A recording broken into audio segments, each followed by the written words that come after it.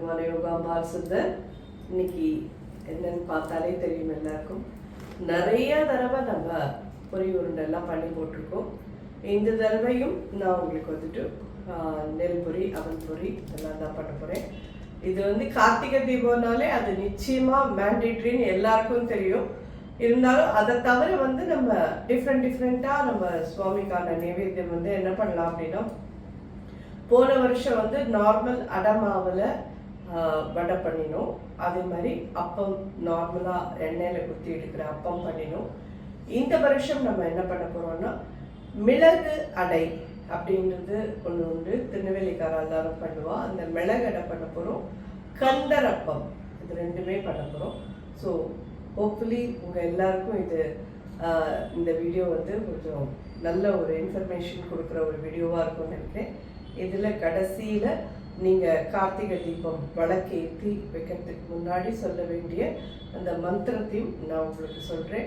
முடிஞ்சவா அதை நீங்கள் ஃபாலோ பண்ணி எல்லாரும் நிறைய பேர் நிறைய ஸ்லோகம் சொல்லிட்டு இருப்பேன். இருந்தாலும் இந்த ஸ்லோகத்தையும் நீங்கள் சேர்த்து சொன்னீங்கன்னா தீபத்தை வழிபடுறதுக்கு உண்டான ஒரு இதுவாக இருக்கும்னு நினைக்கிறேன். கண்டிப்பாக இந்த ஸ்லோகம் ஒரு வேர்ட்ஸ் எல்லாம் டிஸ்கிரிப்ஷன் பாக்ஸில் கொடுக்குறேன். எல்லாரும் இதை ஃபாலோ பண்ணி இது எல்லாத்தையும் நல்லபடியாக பண்ணி ஜோராக என்ஜாய் பண்ணுவேன்னு நான் நினைக்கிறேன். ஸோ ஸ்டார்ட் பண்ணலாமா?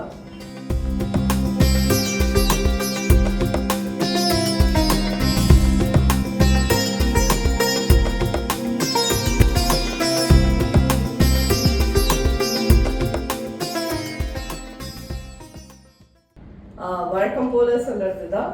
இது வந்து அவல் பொரி. அவல் பொரிக்கு 3 கப்புக்கு 1 கப்பு வெல்லம் வேணும். அதனால இதில் எடுத்து வறுத்துக்கலாம். நல்லா க்ளீன் பண்ணிடுங்க. வந்து சலிச்சதுக்கு அப்புறமா நல்லா எதுவும் ஊதெல்லாம் இல்லாத இருக்கிற அளவுக்கு க்ளீன் பண்ணிடுங்க. 2 3 4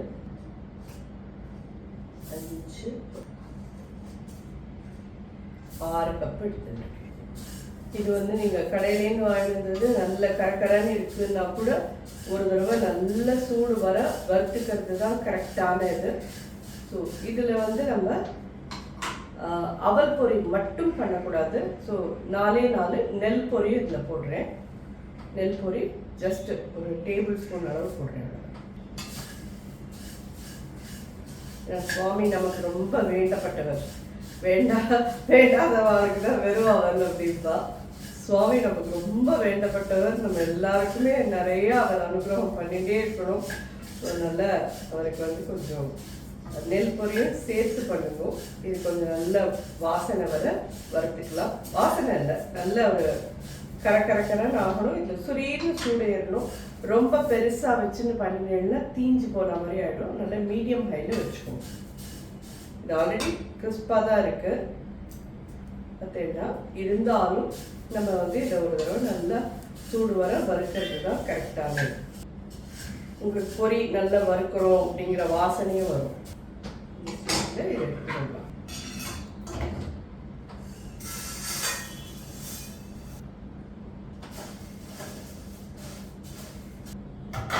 இது வந்து 2 பொரி உருண்டைக்கும் சேர்த்து தேங்காய் அதை ஒரு தடவை வறுத்துக்கலாம். நல்ல பல்லாம் நறுக்கி வச்சுருக்கேன்.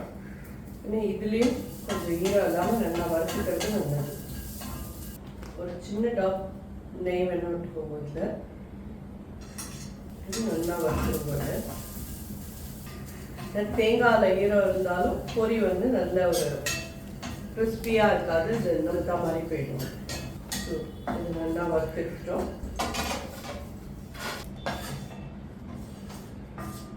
இதுக்கு 6 கப் போட்டிருக்கோம். அதுக்கு 2 கப்பு வெல்லம் எடுத்துக்கலாம்.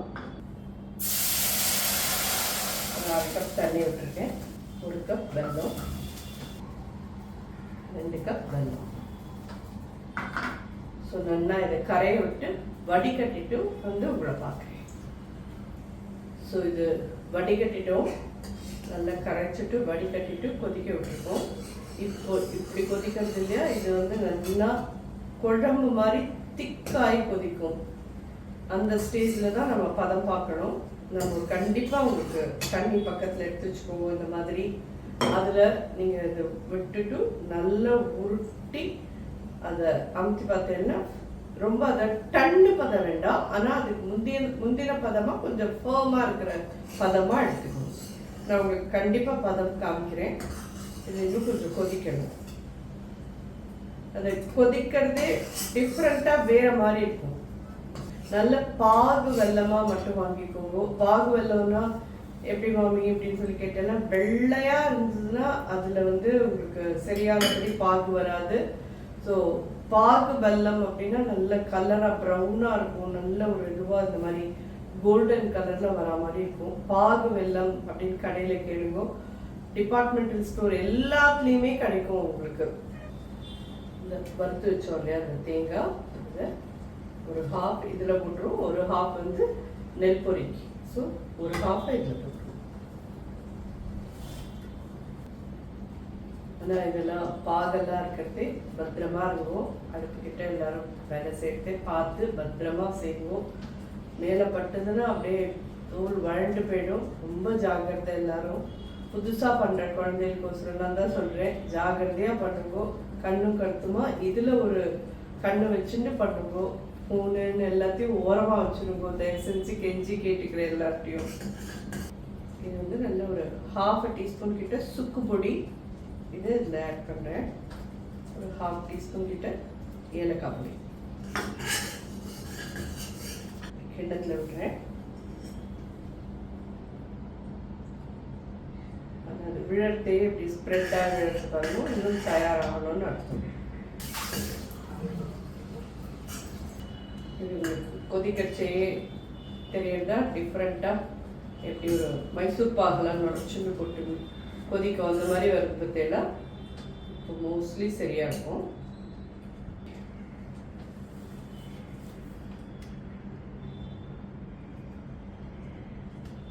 விட்டதும் அப்படியே உட்காந்துட்டு இருக்கும் தெரியுதா. முன்னாடிலாம் ஸ்ப்ரெட் ஆச்சு, இது அப்படியே இருக்கு வருவோம்.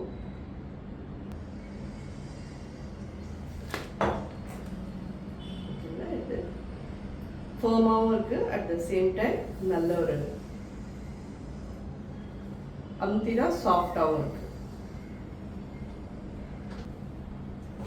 ஸ்டேஜில் அடுப்பு அணைச்சிடுறேன்.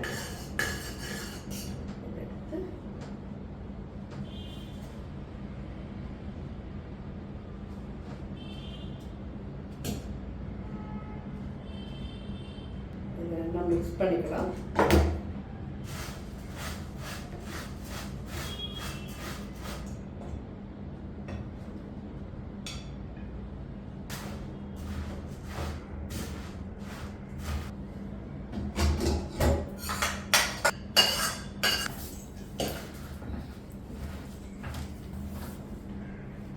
நல்லா மிக்ஸ் பண்ணிட்டோம். இதை தனியாக ஒரு சின்ன சின்ன தட்டில் எடுத்து போட்டுக்கலாம். இதுலேயே நம்ம பிடிக்க முடியாது, கொஞ்சம் ஆறுனா தான் பிடிக்க முடியும். அதனால இந்த மாதிரி ஒரு தட்டில் எடுத்து போட்டுக்கோங்க. கையில் நெய் தடவிக்கோங்க.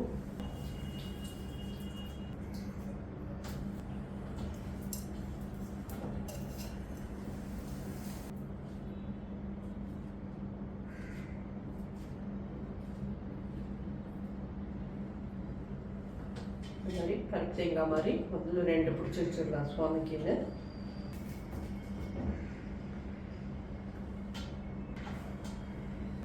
மாவு தொட்டுன்னு பிடிச்சேன்னா கொஞ்சம் சில பேர் மாவு தொட்டுன்னு பிடிப்பேன். அது மாவு தொட்டுன்னு பிடிச்சேன்னா வெள்ளை வெள்ளையாக இருக்கும். நெய்யை தொட்டுன்னு பிடிச்சேன்னா கொஞ்சம் கிளாஸியாகவும் இருக்கும், அட் த சேம் டைம் நல்ல வாசனையாகவும் இருக்கும் பொரியல்.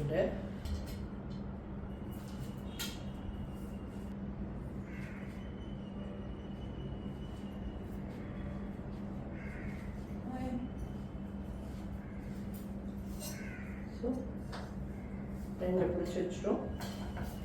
இனிமேல் எல்லாத்தையும் ரஃப்பாக ஒட்டி போட்டுக்கலாம், அப்புறமா உருட்டலாம். இந்த மாதிரி ஒட்டி போட்டுக்குவோம். ஆரி பெட்டினா அப்புறம் உருட்ட வராது, அதனால இந்த மாதிரி எடுத்து ரஃப்பாக அப்படியே விட்டுருவோம்.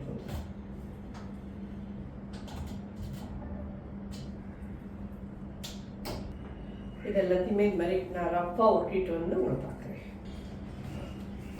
பார்த்தீங்கன்னா ஜோராக தயாராகிடுது. உங்களுக்கு 2 கோன் ப்ளஸ் குட்டி குட்டியாக நல்லா உருண்டை. உங்கள் சைஸ் உங்களுக்கு எப்படி தேவையோ அதுக்கு தகுந்த மாதிரி பண்ணிக்கோங்க. இது நல்லா ஜோராக தயாராகிடுது. ஒன்றே உங்களுக்கு நான் பிரித்து காமிக்கிறேன். இந்த மாதிரி நூல் நூலாக வருது பற்றியெல்லாம் இப்படி இருக்கணும். இப்படி இருந்ததுனா தான் அது நல்லா உங்களுக்கு பாகுபதம் கரெக்டாக இருக்குன்னு அர்த்தம். நல்ல ஒரு கிறிஸ்பியாகவும் இருக்கும்.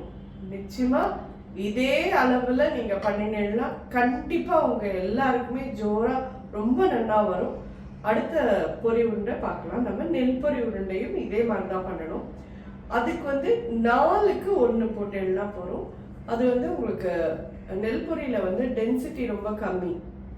அதனால 4 கப்பு நீங்கள் எந்த கப்பில் எடுத்துக்கிறீங்களோ அதுதான் அளவு. நான் காமிக்கிற கப் மாதிரி வச்சுக்கணுமோ அப்படின்னு சொல்லி தயவு செஞ்சு நினச்சிக்காதீங்க.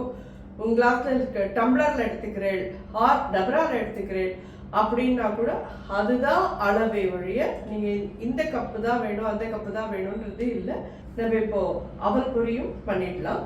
ஸோ சுவாமிகிட்ட வைக்கிறதுக்கு முன்னாடி இதில் இது மாதிரி குங்குமம் வச்சு இது மேலே ஒரு பூ வச்சு சுவாமிகிட்ட நைவேத்தியத்துக்கு வைங்கோ. இப்படி வச்சு நைவேத்தியம் பண்ணிடலாம் தான் நல்லா இருக்கும். அவல் பொரி தயாராகிடுது. நம்ம நெல் பொரி பண்ணிடலாம் நெக்ஸ்ட். ஸோ நெல் பொரி அளந்துக்கலாம். 1 கப்பு, 2,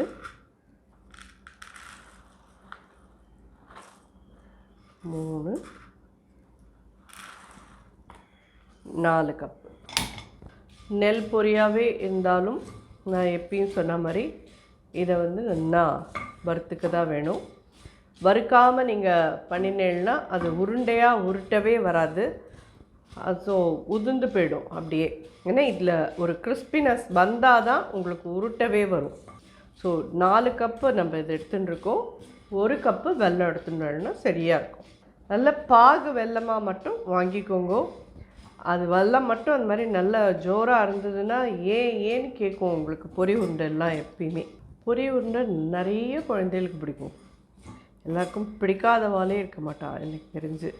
இதெல்லாம் ஹெல்த்தியான ஒரு ஸ்வீட்டு. நீங்கள் குழந்தைகளுக்கெல்லாம் நல்லா பண்ணி கொடுக்கலாம் தாராளமாக. ஆனால் எல்லாருக்கும் என்ன ஒரு பயம்னா அந்த சுட சுட பிடிக்கிறதெல்லாம் கொஞ்சம் கஷ்டமாக இருக்குமே அப்படின்னு. கொஞ்சம் அதை ஒரு மிதமான சூட்டுக்கு கை பொறுக்கிற சூடுக்கு நீங்கள் நெய்யை தடவிண்டு பண்ணினேன்னா ஒன்றும் அவ்வளோ தூரம் இதுவாக இருக்காது. அடுப்புலேருந்து இறக்கின கையோடு தொடாதீங்கோ. ஒரு ஃபியூ செகண்ட்ஸ் தட்டில் தனியாக எடுத்து போட்டுட்டு பண்ணுங்களே, நிச்சயமாக பண்ண முடியும் உங்களால். இதுவும் அதே மாதிரி ஒரு 5 to 7 மினிட்ஸ் இதை வறுத்துக்கோங்க. நல்ல சுரீன்னு சூடு இருந்தால் போகிறோம். கண்டிப்பாக இதில் இந்த மாதிரி நெல் இருக்கும். இந்த நெல்லெல்லாம் எடுத்து க்ளீன் பண்ணிவிடுங்க முன்னாடியே. நெல் வேத்துக்கு போச்சுன்னா நல்லதில்லை. அதனால் நிச்சயமாக இந்த பொரியெல்லாம் க்ளீன் பண்ணி பண்ணுங்க. இதை இறக்கி வச்சுக்கிறேன். நல்லா வறுத்துட்டோம். இது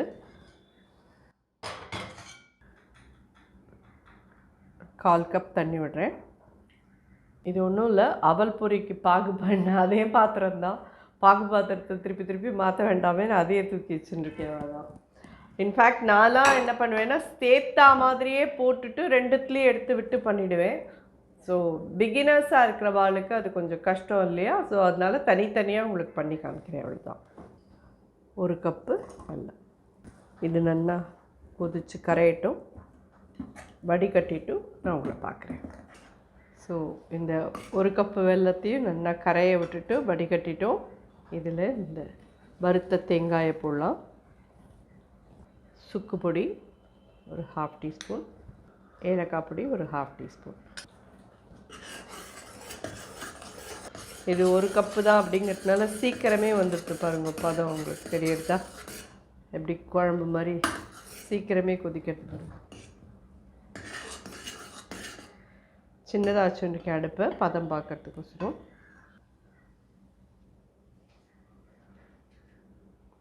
தெரியுறதா?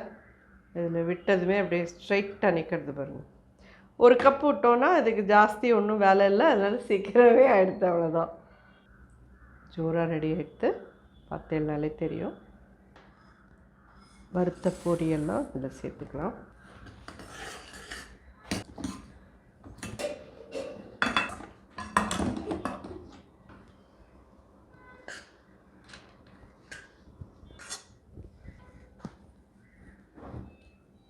கையில் நெய் தடவிக்கலாம்.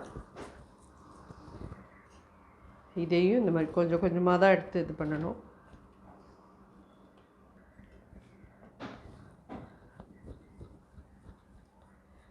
ரஃப்பாக உருட்டி வச்சுக்கோங்க.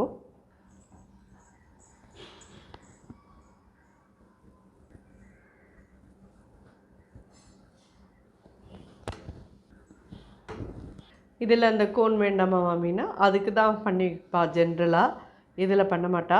அதனால தான் அதில் போடுறச்சேயே அவளோட கூட இந்த நெல் பொரியும் சேர்த்தே பண்ணுவாள்.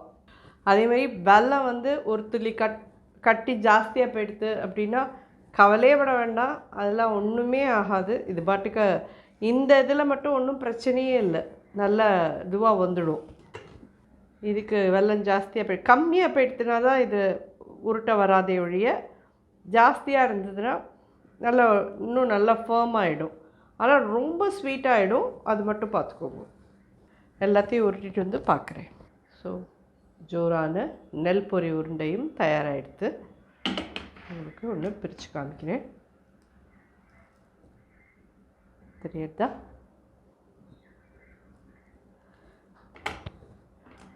சத்தமே எப்படி இருக்கு பாருங்க. ஸோ இது நல்ல ஒரு நெல் பொரி வந்து அவ்வளோ அவல் பொரி மாதிரி கிறிஸ்பாக இருக்காது, இருந்தாலும் ரொம்ப டேஸ்டியாக இருக்கும். நிச்சயமாக உடம்புக்கும் ரொம்ப நல்லது. கண்டிப்பாக எல்லோரும் ட்ரை பண்ணுங்க. இதே அளவில் ட்ரை பண்ணுங்க, கண்டிப்பாக உங்கள் எல்லாருக்கும் ரொம்ப நல்லதாக இதே மாதிரி வரும். அடுத்த ஐட்டம் பார்க்கலாம். ஸோ இப்போ நம்ம கந்தரப்பம் பண்ண போகிறோம். அப்போ பண்ணுறது கார்த்திகைக்கு ரொம்ப முக்கியமான ஒரு இது. அதில் வந்துட்டு நம்ம இந்த வாட்டி கந்தரப்பமாக எடுத்துட்டுருக்கோம். பச்சரிசி அதுக்கு எடுத்துட்டுருக்கேன். ஜென்ரலாக புழுங்கரிசி அப்படின்னு சொல்லுவாள். சுவாமி நைவேத்தியத்துக்கு கண்டிப்பாக பச்சரிசி மட்டும்தான் எடுத்துக்கணும். ஸோ பச்சரிசி ஒரு கப் எடுத்துட்டுருக்கேன். 1 டேபிள் ஸ்பூன் உளுத்தம்பருப்பு, 1 டேபிள் ஸ்பூன் கடலைப்பருப்பு, ஒரு 1/2 டீஸ்பூன்லேருந்து 3/4 டீஸ்பூன் வெந்தயம். இது மூணுத்தையும் ஒன்றா சேர்த்து போட்டு நான் ஊற வச்சுருக்கேன். புரிஞ்சிருக்குன்னு நினைக்கிறேன். 1 கப்பு கிட்ட பச்சரிசி ஊற வச்சேன். 1 டேபிள் ஸ்பூன், அதாவது பெரிய ஸ்பூனாக எடுத்துக்கோங்க. பெரிய ஸ்பூனில் நல்லா கும்பாச்சியாக இது பண்ணி எடுத்துட்டேன்னா 1 டேபிள் ஸ்பூன் இதில் வந்துட்டு நீங்கள் உளுத்தம்பருப்பு போட்டுக்கோங்க. கடலைப்பருப்பு 1 டேபிள் ஸ்பூன் போட்டுக்கோங்க. வெந்தயம் 1/2 டீஸ்பூன்லேருந்து 3/4 டீஸ்பூன் போடுங்க, அதுக்கு மேலே வேண்டாம். இது அத்தனையும் நல்லா ஒரு 1 ஹவர் ஊற வச்சுருக்கேன். அதுக்கு வெல்லம் எந்த கப்பால் அரிசி எடுத்துட்டேனோ அதே கப்பால் 3/4 கப் எடுத்துட்டேன்னா போகிறோம். நம்ம 1 கப்பே நம்ம எடுத்துட்டுருக்கோம். 3/4 கப் எடுத்துட்டேன்னா கூட கொஞ்சம் ஸ்வீட் கம்மியாக இருக்கும். ஆனால் 1 கப் எடுத்துட்டேன்னா சரியாக இருக்கும். 1.5 கப்பெல்லாம் எடுத்துட்டுறாதீங்க தயவு செஞ்சு, கரெக்டாக இருக்கும் இது. இந்த 1 கப் அரிசிக்கு 1 கப்பு நாட்டு சக்கரை எடுத்துட்டுருக்கேன் நான். ஏன்னா வெள்ளத்தில் வந்து நமக்கு குப்பை மண்ணெல்லாம் இருந்ததுன்னா அதோடு சேர்த்து அரைச்சோன்னா நமக்கு நல்லாவே இருக்காது. ஸோ அதனால இது மாதிரி க்ளீன் பண்ணியிருக்கிற இந்த சக்கரை பவுடர், அதாவது வெள்ளை பவுடர் இருக்கு இல்லையா, அதை யூஸ் பண்ணிக்கோங்க.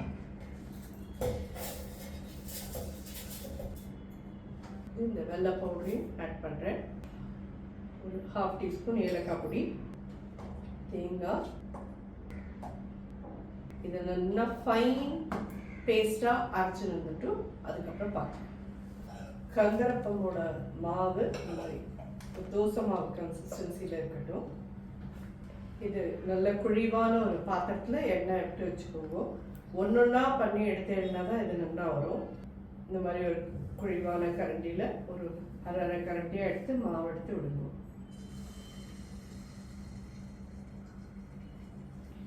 இது வெந்தய வாசனையாக உளுந்து வாசனையாக ரொம்ப ரொம்ப ஜோராக ரொம்ப நல்லாயிருக்கும். இந்த அப்பம் சாப்பிட்றதுக்கு வந்து சூடாக சாப்பிட்றதே ரொம்ப ரொம்பவே நல்லாயிருக்கும். ஏன்னா உளுந்து வெந்தயம் சேர்ந்த ஒரு இது வந்து எப்பயுமே ஒரு டிஃப்ரெண்ட்டான டேஸ்டில் ஸ்மெல்லில் ரொம்ப நல்லாயிருக்கும்.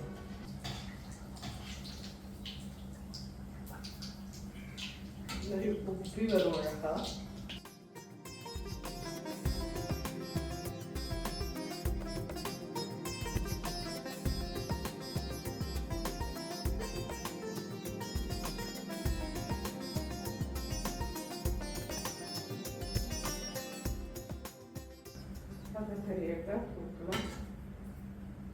நல்ல உப்பெல்லாம் இருக்கும்.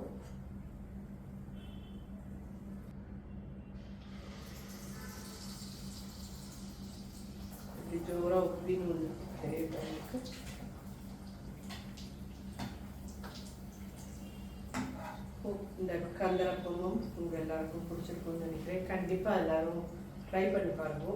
ஸோ இப்போ நான் வந்து உங்களுக்கு இதை அடுப்பை அணைச்சிட்டு நான் உங்களுக்கு அந்த ஸ்லோகத்தை சொல்கிறேன். ஏன்னா எதுவுமே அடுப்பு வச்சுன்னு நம்ம பண்ணக்கூடாதுங்கிறது அது என்னுடைய நான் ஊருக்குள்ளதான் சொல்லிவிட்டு நான் அந்த மாதிரி பண்ணக்கூடாது இல்லையா. ஸோ பத்தியெல்லாம் உங்களுக்கு தான் வந்துருக்கு தெரியுதா.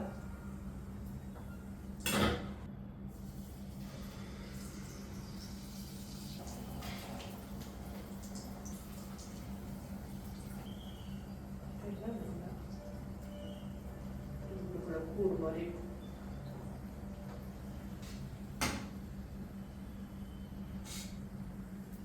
ஸோ இன்னையோட இது எல்லாமே நீங்கள் பார்த்துப்பேன். ஆனால் கார்த்திகை அன்னைக்கு கண்டிப்பாக காலை வேளையில் ஒரு பாயசம் பண்ணி சுவாமிக்கு நைவேத்தியம் பண்ணுவோம்ப்பா. நம்மளோட இதில் பிளேலிஸ்டில் நிறைய பாயசம் இருக்குது.